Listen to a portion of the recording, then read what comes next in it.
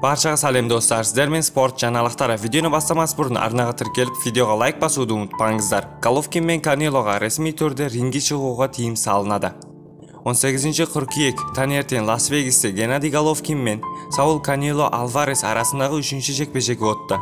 12-o'rta salmoqdagi olim chempionining barliq negizi titullari sarapqa solindi deb xabarlaydi. Ayqas 12 raund jalg'asib, torchilarning bir og'izlik shashimimen Alvarez jengishga jetdi. Бұл Golovkinning mansabındagi 2-chi jengilsa. Бұған дейін ол 2018-жылыда Canelodan jengilgan болатын. Nevada штатының atletikалық комиссиясы айқастан кейін екі қарсыласқа да шектеу қойып, белгісіз уақытқа дейін ringге шығуға тыйым салды. Бұл шара медициналық сипатқа ие. Бұған дейін Golovkinге міндетті қарсылас ресми айқас тағайындағаны белгілі болды. Golovkin Caneloмен 3-chi айқас үшін қанша гонорар алды?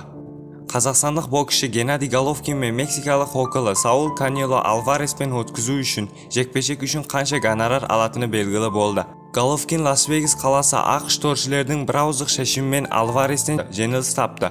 Боксшылар Caneloға тиесілі WBO, WBI, WBS және IBF нұсқалары бойынша әлем чемпионы титулдары үшін таласқан болатын.